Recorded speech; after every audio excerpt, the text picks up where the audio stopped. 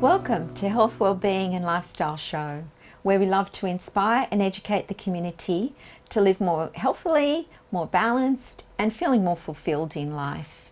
And today for our first guest we have Michael Clark, who's a medical intuitive, and today he's talking to us about naturally healing medical conditions. So Michael, can you tell us a bit more about that? Before I go into about naturally healing medical conditions, I feel it's very important to understand the 5 critical energies and the 6 stages of disease. So when I talk about the 5 critical energies, these energies are within the body and they're outside the body as well. And these critical energies are nuclear energy, electrical energy, radiant energy, chemical energy, and mechanical energy. Now, we have different diseases and disorders based on where the imbalance is in the energies in our system and around us, in our environment as well. And what happens is, if we get too much of an energy, it starts to accumulate in what I call its home within the body, and then it can move. This is the first stage of disease, right? And then the second stage is where that energy starts to put pressure on that organ or that part of the body, and then it moves into a spread. This is where it starts to spread through the body, and then it starts to isolate into weak areas of the body, within the body. And that's what I call the isolation stage. That's stage 4 in the disease process. Stage 5 is the manifestation stage, and this is where most people start to feel and see symptoms, yeah? And this is when it's really isolated into a tissue within the body and really starting to take over that tissue, and that's why we start to see the symptoms.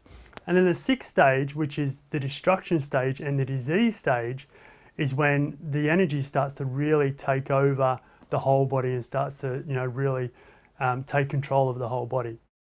So the reason I want to share those energies and those processes and stages of disease is because it's very important to understand how you can heal medical conditions naturally. Because when you understand the stage of disease that you're at, you are then able to meet the energy where it is at in the stage of disease and move it back through the layers and through the stages of disease to bring the body and the being of the person back into balance and back into alignment. Okay, could you, for our viewers, could you give us some examples of how you've seen changes in people with medical diseases? Definitely. So I know of a lady who had breast cancer, right? So that'd be the 6th stage of disease. Now, breast cancer is related to excess nuclear energy in the body, yeah?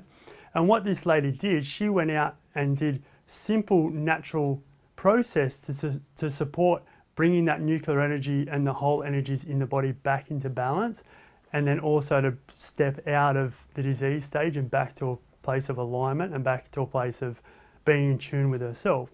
Now, all she simply did was change nutrition. So she changed what she was putting into her body. She changed her environment. So she was working in a very busy environment. She stepped out of that work environment. She changed what she was doing daily, so she wasn't pushing all the time. She started to relax and gave herself more time. And the last thing she did was she sat beside a tree each day and literally sat there with her eyes closed and said, "I love you cells, I love you cells, I love you cells." Did that for an hour each day. Within 3 months, she was able to move beyond what was diagnosed as stage 4 breast cancer to the point where people couldn't believe it had happened. They seen it and believed it was a miracle. Just for our viewers, you mentioned nuclear stage. Could you explain what the nuclear part of it means for them? So nuclear is a nuclear energy, yeah? So we've got 5 different energies in the body, yeah? A nuclear energy, if we want to make it as simple, is basically space in the body. So nuclear energy is the space that we have in our body, and what happened is she had too much nuclear energy, which created so much space in her body, which is what created the breast cancer. So if you were to give us, if you have some tips for our viewers, what would your top tip be for them for today? So the top tip for me would be first to understand your body, because no one knows your body like you do. So allow yourself to understand your body and just listen in and connect with your body. Yeah, when you listen in and connect to your body, it can create massive shifts for yourself, but you can also understand your body and yourself better to then be able to heal medical conditions naturally. because no one understands or knows your body like you know your body. How would you explain that, tuning into your body and reading those signs? For me, the way to do that, I feel, would be just to find a quiet space by yourself, relax, and just simply close your eyes, connect into your body, and just ask your body, what do you need to tell me now? What do you need to share with me now? And just listen into those answers. So is that about, that's a great deal about trusting, isn't it? Trusting that first thing that comes, and I guess there's a bit of people trusting themselves to have the answer. Would you say that's where that comes from? It's all about trust in self. And as part of that is, if you sit with your body and ask it the questions, you're always going to get an answer. And what I suggest is just don't judge that answer, just always have confidence and write that answer down or listen to that answer. Even if it feels really weird and awkward and different, just give it a go, because I guarantee your body knows. Thank you, Michael. And for more information on Michael Clark and naturally healing medical conditions, then please go to our website healthwellbeingandlifestyle.com.au.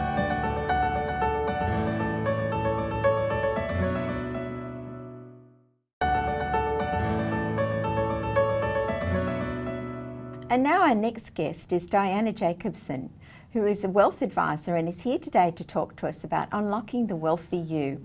Welcome, Diana. Thank you, it's lovely to be here. Just discovering the wealthy us inside, what do you suggest would people need any special tools or things to go to do that? So let me explain this. The main thing we need is a magic wand.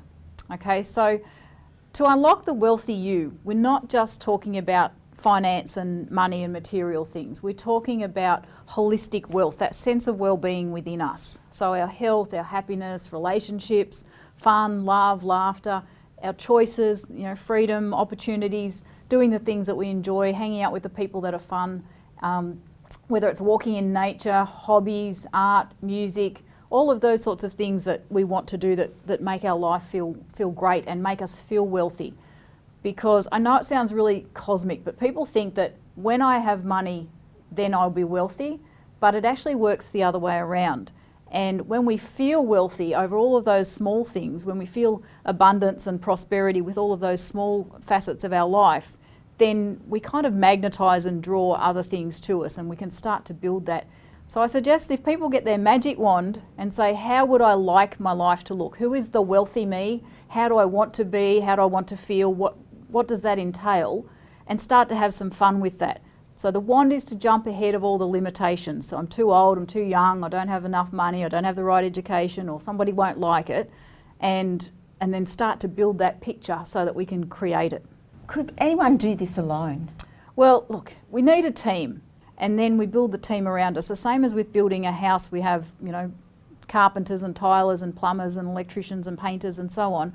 We need the team of people to do the things that they're good at so that we can do the things that we're good at. So when it comes to financial and legal and business and all of those sorts of things that all of us need to take care of, households, individuals, families, business owners, we need to take responsibility for those things. So it's about building that team of those people that are our advisors and our mentors in the areas and working with them. So look at who we know about. So traditionally we know about the accountant. We know that we go to the accountant and normally that's to get our tax return done once a year.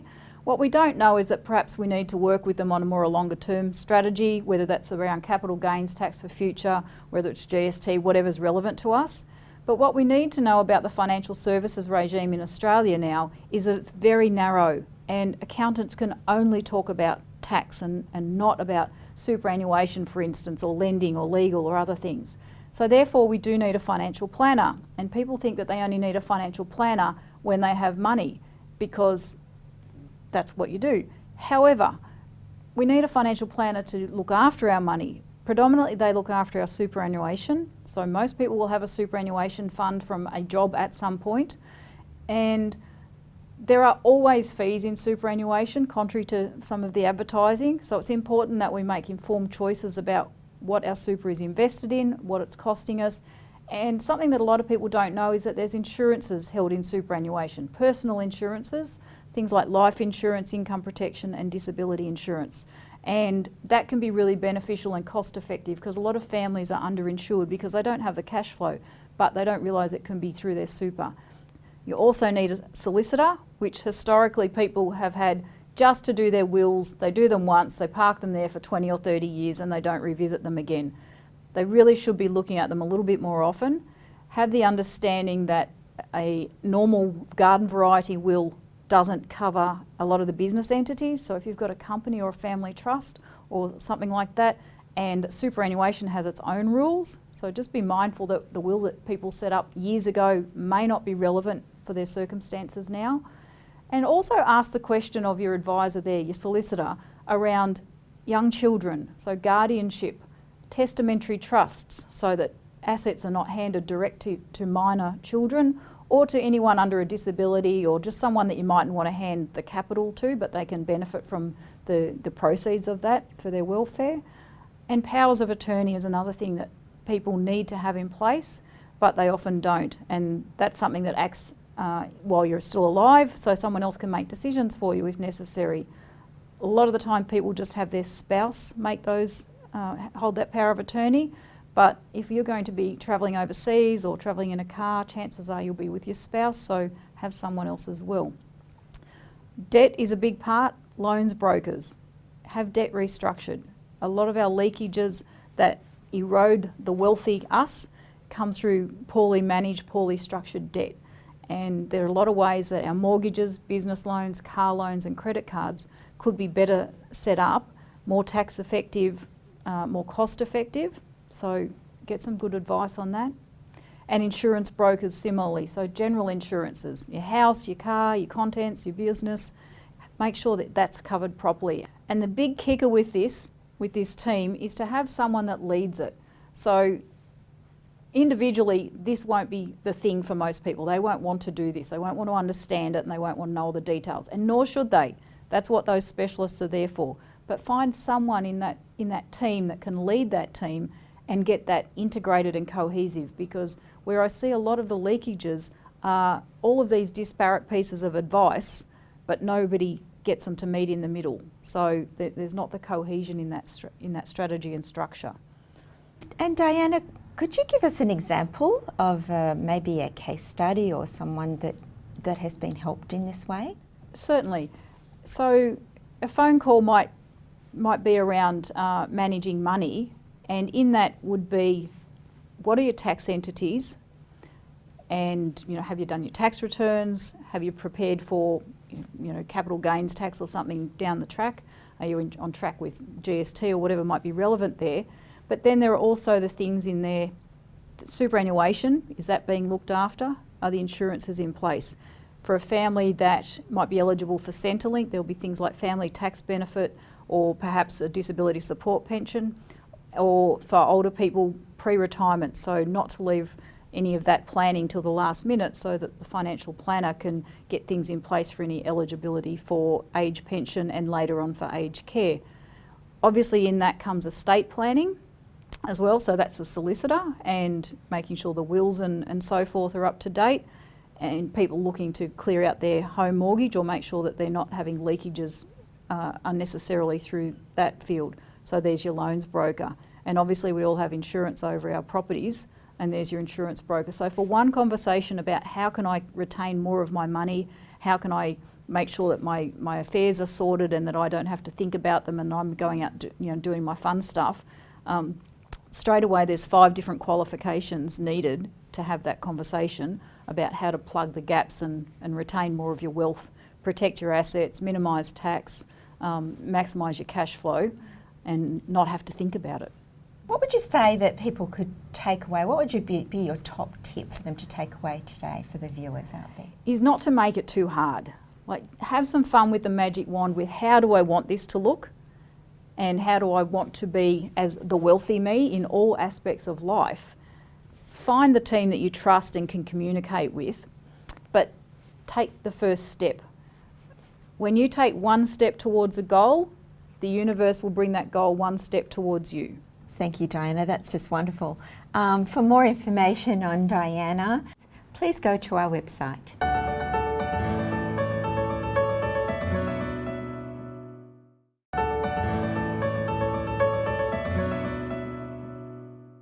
And now we have something completely different.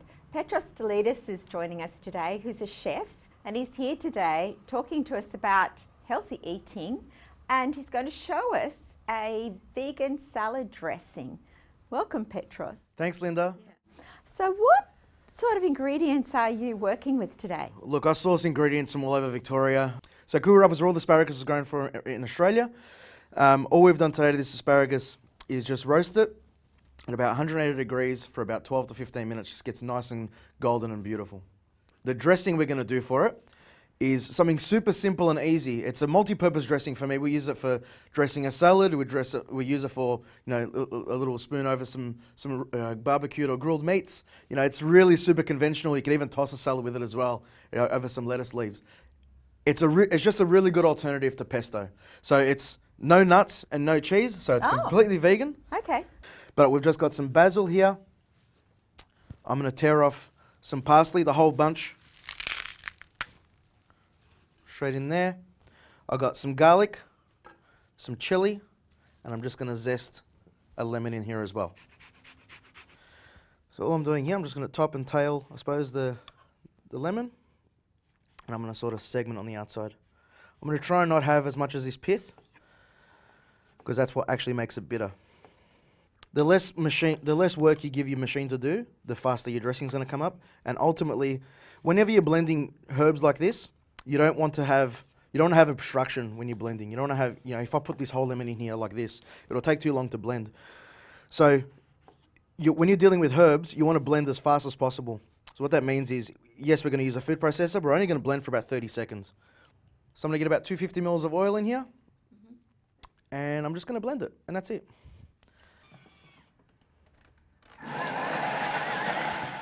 So now that the dressing's done, that just takes sometimes 20 to 30 seconds. As I said, from this stage, we can put it into a container or a salad dressing bottle and leave it in the fridge. It keeps up to a week. But for now, I just want to develop some flavor into this asparagus salad. The darkened asparagus from roasting the vegetables is really nice, but I'm trying to juxtapose some color here with the dressing and the blood orange and the fennel that I want to incorporate. All I'm doing here is just dressing a little bit of apple cider vinegar. Just a little quick pickle. Again, I'm going for some acidity because all we've put on the asparagus is some chopped thyme. So chopped thyme and some olive oil into the oven. So I'm just going to leave this here for a few moments and let it like naturally break it down a little bit. It won't be too much because we're using fennel. I really want some citrus on this. So as much as the acidity from the apple cider vinegar is really good, I feel as if the citrus from blood oranges is something that's, one, colourful, and it's going to increase some colour onto the plate, but it's going to give us a different type. So I'm going to just do a little bit of blood orange zest over the top.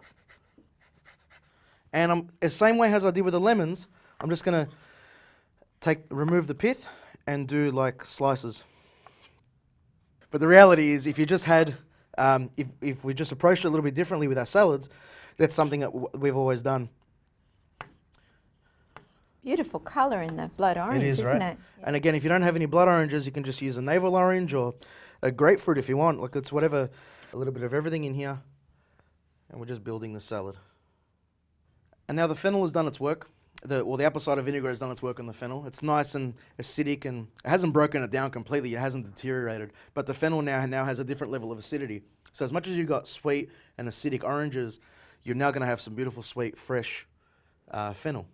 Again, we're playing this game. I like to work on textures as much as I can. Excite the palate when we eat as much as possible. So I'm even going to incorporate some pumpkin seeds over the top. And again, like you mentioned before, for the vegan contingent of the world can eat nuts and pumpkin seeds, and that's fine. But again, I wanted texture now to finish our dish with now. The dressing here, I said it's really loose. It doesn't really change its consistency much when you keep it in the fridge overnight or whatever. Just a little over the top. Wow. And as I said, this is really good on roasted and grilled meats off the barbecue or out of the oven. So it's super easy. You can make that any time. As I said, this keeps at least a week in the fridge. Thank you, Petros, for sharing. It looks and smells absolutely divine. And for more information on Petros and healthy eating, then please go to our website, healthwellbeingandlifestyle.com.au. And for now, we'll say bye-bye, and we'll see you back here next week.